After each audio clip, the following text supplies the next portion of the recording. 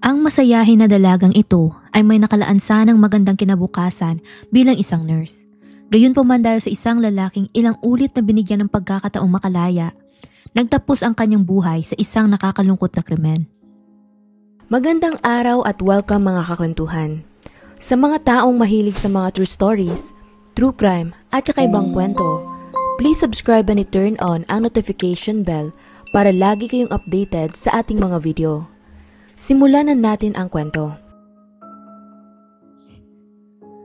Noong February 22, 2024, ang 22 years old na dalagang nagngangalang Laken Riley ay inireport na missing ng kanyang mga kaibigan. Isa itong nursing student sa University of Georgia sa Athens at nang umagang iyon, sinabihan pa niya ang kanyang mga roommates na lalabas lang siya para mag-jogging. Hindi iyon kakaibang gawain para sa dalaga dahil mahilig talaga itong tumakbo at mag-ehersisyo. Sa katunayan pa nga, pumupunta siya sa running track na ito nang hindi bababa sa 2 beses kada linggo kaya sadyang pamilyar na sa kanya ang buong area. Ang UGA and T Mural Fields ay bahagi ng isang rural zone na matatagpuan sa tibong na bahagi ng campus. Bukod sa mga maliliit na kalsada at daanan, halos ito ay pinapalabutan ng mga puno at lawa. Sa ganda ng lugar na ito, normal lang din na makakita ka ng maraming tao na bumibisita at nagre-relax doon. Bilang ito ay bahagi ng campus, maaasahan mo sana na isa itong ligtas na lugar para sa mga taong gusto lang mag-jogging. Subalit ng araw ng Huwebes, hindi na nagawa pang makabalik ni Laken sa kanyang apartment. Nang lumagpas na sa usual na oras ang tagal ng takbo ng dalaga, nagsimula na mag-alala ang kanyang mga kaibigan. At nang chinek nila ang GPS sa phone nito sa pamamagitan ng Find My Friends app, napansin nilang mga 1 oras na itong hindi umaalis sa parehong pwesto. Dahil doon, agad daw nila itong minessage at tinawagan, yun nga lang wala silang natanggap na kahit isang reply mula kay Laken. Sa kanilang takot, nagpasya na silang hanapin ng kusa ang kanilang kaibigan mga bandang 11:31 ng tanghali. Sinundan nila ang karaniwang trail na tinatakbuhan ni Laken hanggang mga 11:46 AM, nahanap nila ang isang AirPods nito.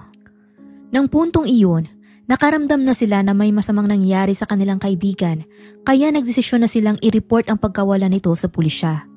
Sa kabutihang palad, bagaman ilang minuto pa lamang na nawawala si Laken, hindi naman nagsayang ng oras ang mga otoridad at nagpadala sila kaagad ng mga officers sa paligid ng area kung saan huminto ang lokasyon ng cellphone ng dalaga. Sa kasamaan palad nga lang, pagkatapos ng mga lagpas sa 11 minuto nilang paghahanap, isang karumal-dumal na eksena ang kanilang natagpuan. Ayon sa official police report, naglalakad di umano si Officer Kenneth Maxwell sa isang kakahuyan malapit sa trail nang nakita niya si Laken na nakahandusay sa lupa at walang malay. Tinawag niya ang pangalan nito ng ilang beses pero hindi rin ito sumasagot. At nang tuluyan na niya itong nilapitan, sinek niya ang vitals ng dalaga subalit wala na siyang maramdamang pulso. Klaro din niyang napansin ang mga sugat at pinsala sa katawan ni Laken. Sa sumunod na mga oras, dumating rin ang criminal investigation team sa area at doon na nila idineklara ang pagkamatay nito bilang isang suspected homicide. Ang isang nakakalungkot pang nalaman nila, hindi lang ito pinatay ng salarin sa kakilakilabot na paraan, kundi ito rin ay pinagsamantalahan. Nang nakarating ang balita sa pamilya ni Laken, sila ay naghinagpis ng lubos at nagdalamhati dahil sa kanyang sinapit. Kausap lang nila ang dalaga ng umagang iyon kaya hindi nila lubos akalain na sa ganitong bagay magtatapos ang kanyang buhay. Sa pagsisimula ng investigasyon, hindi naman nahirapan ng mga otoridad na makahanap kaagad ng lead at ito ay gawa ng napakaraming ebidensyang nakuha ng mga pulisya sa pinangyarihan ng krimen. Pero bago natin talakayin yan, alamin muna natin ang buhay ng biktima. Nang isinilang noong January 10, 2002 sa kanyang mga magulang na sina Allison Phillips at amang si Jason Riley, lumaki si Laken sa Marietta na isang magandang bahagi ng Georgia. Mula pagkabata, alam na nito ang kanyang gustong gawin sa buhay na hanggang sa tumapak siya sa kanyang pagdadalaga, nagkaroon ito ng malalim na passion para sa nursing at sa pag-aalaga ng ibang tao. Kaya di tumagal nag-aral ito sa University of Georgia nang nag-enroll din sa nursing program ng August Medical College campus sa Athens. Habang nandoon, naging miyembro ito ng Axis Sorority na itinatag lang din sa University of Georgia kung saan nagkaroon ito ng malapit na pagkakaibigan sa kanyang mga kasamahan. Para sa kanyang pamilya, Si Laken ay natural na mapagmahal at maalaga, hindi lamang sa kanila kundi sa lahat ng taong malapit rito at pinapahalagan niya. Inilarawan din siya ng kanyang mga kaibigan na may busilak na kalooban, may masayahing personalidad at palangiti. Kadalasan, mahanap mo itong sumasali sa mga fun run at marathon, kumakanta o di naman kaya ay nag-aaral. Maliban sa paglilingkod sa iba, si Laken ay isa ring debotong Kristiyano. Sa katunayan, madalas siyang tumutulong sa mga mission trips ng kanilang simbahan para sa iba't ibang komunidad at mga kabataan. Kung titingnan mo ang kanyang mga larawan sa social media, makikita mo nagkaroon nito ng masayang kabataan na puno ng alaala ng kanyang mga kaibigan at pamilya at ng pagbiyahe sa iba't ibang bahagi ng bansa. Sa makatuwid, mai-imagine mo na lamang kung gaano nadurog ang kanilang mga puso nang dumating sa kanila ang balita na ito ay pumanaw na. Ilang minuto lang pagkatapos natagpuan ang bangkay ni Laken, nakatanggap naman ng maraming tip ang mga otoridad tungkol sa isang lalaki na kasuot ng hoodie na napansin nila sa area mga banda sa oras ng pagja-jogging ng dalaga. Sa katunayan, isang jogger ang nagbahagi na may nakita raw siyang binatang nakasuot ng navy blue jacket ng maitim na gloves sa kanyang mga kamay at may nakasaklob na hood. Nang dinaanan daw niya ito, kapansin-pansin ang pagkabalisa ng lalaki at parang nakatulala lamang ito habang nakatayo sa gilid ng lawa. Nakatutok din ito sa kanyang telepono nang hindi nagbibigay ng atensyon sa kanino mang dumadaan. Dahil doon, sinimula ng mga detectives na suriin ang mga surveillance camera sa area at iyon na hindi lamang upang makita si Laken kundi para obserbahan na rin ang bawat taong nakakasalubong nito. At ang sumunod nilang natuklasan ay sadyang nakakakilabot. Nakita nilang video ng lalaki na nakasuot ng hoodie at itim na pantalon mga ilang oras bago nangyari ang pag-atake bandang 6:52 ng umaga. Mukhang ito ay kalalabas lamang sa Azulike apartment complex na ilang minuto lang ang layo mula sa kung saan natagpuan ang bangkay ng biktima. Sa video na to, makikita mo siya'y patingin-tingin sa paligid na para bang may hinahanap ito na kung ano. Makalipas ng 7 minuto, namata naman itong pinipersang pasukin ang isang kwarto ng estudyante sa may apartment complex. Ang kwarto na iyon ay hindi kay Laken, kundi sa isang babaeng estudyante sa university. Nang mga panahong iyon, nagsha-shower di umano ang dalaga sa banyo nang nakasarado ang blinds ng kanyang bintana. Ilang beses na sinubukan ng lalaking pilitin na buksan ang pinto, bago kalaunan, sumuko rin ito at umalis saglit. Sa loob ng sumunod na 50 minuto, nagpabalik-balik pa ito sa parehong apartment ng 5 beses sa kabuuan. Mga bandang 7:57 ng umaga, doon na napagtanto ng dalagang nakatira sa loob na may sumusubok na makapasok sa kanyang tinutuluyan. Sa kanyang takot, agad siyang tumawag ng pulisya para i-report ito kung saan nang marinig iyon ng estranghero, mabilis naman siyang umalis at lumayo sa area. Isang oras pa ang lilipas, mga bandang 9:05 AM, doon naman nakuhanan ng isa pang surveillance camera si Laken na tumatakbo sa M.Ed Avenue Extension patungo sa isang bus stop. Nakasuot ito ng all-black na damit at puting sapatos habang hawak-hawak ang kanyang telepono. Pagkatapos nun, nagpatuloy ito sa pag-jogging sa ruta na papunta sa lawa. Hindi lamang ito ang impormasyong nakuha ng pulisya dahil ang ibang mahalagang ebidensyang nahanap nila ay sadyang iniwan mismo ng biktima.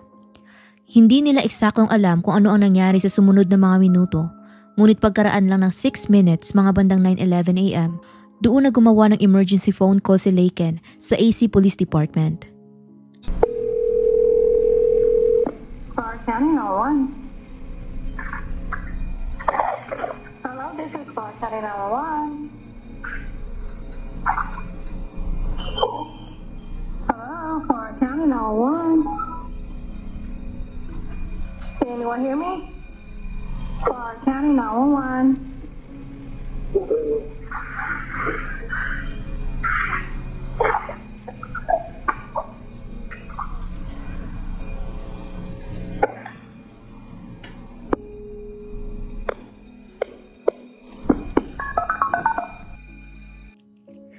Bagaman walang masyadong nasabi sa tawag na iyon, isang boses ng lalaki na nagsabing okay ang iyong maririnig bago tuluyang disconnect ang tawag. Sinubukan rin ng ACPD na muling tawagan ang numero pagkalipas lang ng 1 minuto at sa pangalawang beses noong 9:13 AM. Ngunit wala nang sumagot sa parehong tawag. Ang ibig sabihin, siguradong ng mga puntong iyon nangyari ang pag-atake sa kanya. Ayon pa sa call records, Lumalabas din na nakausap pa pala niya ang kanyang ina ilang minuto lang bago siya pinatay. Sa crime scene, may napansin naman ng mga detective na mga marka sa kanyang katawan at gayon din sa kanyang underwear. Bukod pa doon, may natamo rin siyang malalang injury sa kaliwang bahagi ng kanyang ulo at kalapit lang sa kanyang katawan, may natagpuan silang isang bato na may bahid ng dugo. Pagkarating ng mga emergency responders, wala na itong pulso kaya idiniklara nila itong patay na. At base sa smartwatch ng biktima, tumigil ang paghinto ng kanyang puso noong 9:28 ng umaga. Nang sumapit ang gabi, ang balita tungkol sa pagkamatay ni Laken Riley ay mabilis na kumalat sa kanilang buong komunidad.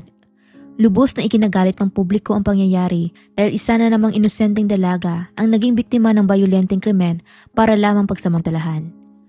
Sa kabila ng maikling panahon, mabilis namang nakakolekta ng mga surveillance footage ang mga otoridad, mga salaysay mula sa mga iilang saksi at phone records.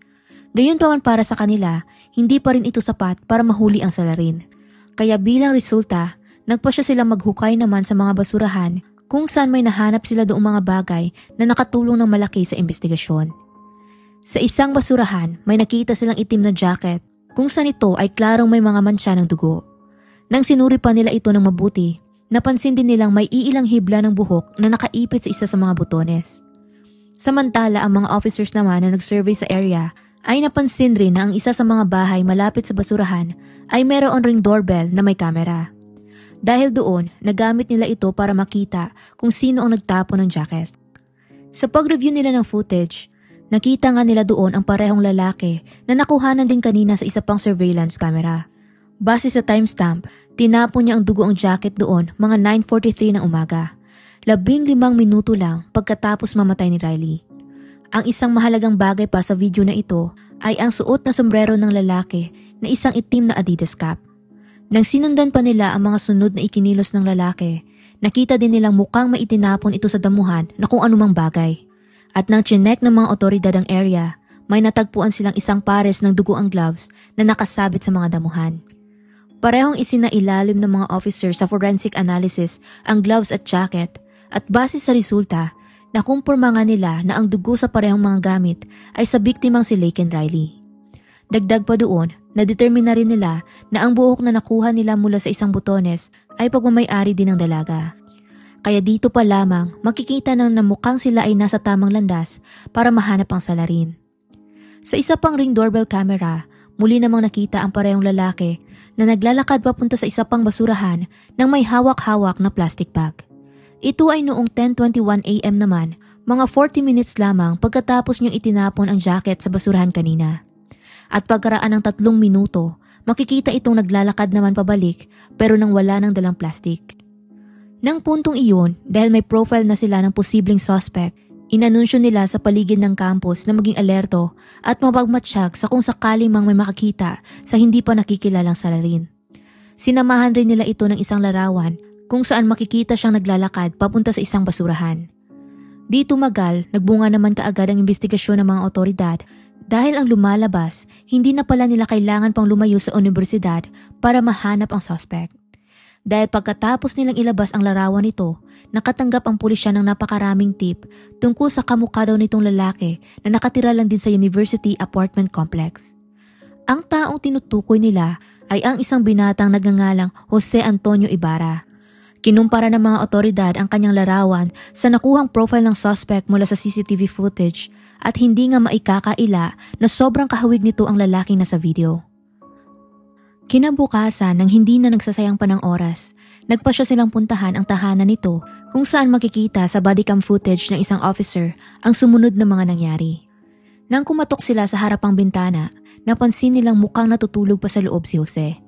At nang nakapasok na sila sa apartment, mabilis nilang napag-alaman na walang kahit sino mang sa loob ang nakakapagsalita ng Ingles kahit pa ang kapatid nitong si Diego. Mahalaga para sa kanila na maintindihan nito ang gusto nilang iparating kaya sinigurado nilang tama ang kanilang mga itatanong sa pamamagitan ng pagpapatawag ng isang officer na nakakapagsalita ng Espanyol. During sa interview, napansin nila ang iilang sugat at mga kalmot sa mga kamay, braso at maging sa lieg ni Jose. At nang tinanong nila ito kung saan niya iyon nakuha, sumagot lamang siya na mula daw iyon sa cold habang ang mga kalmot naman ay matagal na raw sa kanyang katawan. Gayunpaman, Makikita mong may mga nana pa ang iba niyang sugat na nagpapahiwatig na ito ay mga bago lamang niyang nakuha. Maliban pa doon, napansin rin nila na suot nito ang parehong sombrero na suot ng suspect sa isang surveillance footage. At nang chinek nila ang green card nito, nakita nilang meron iyong dalawang magkaibang kaarawan na nagpapakita lamang na hindi ito totoong dokumento.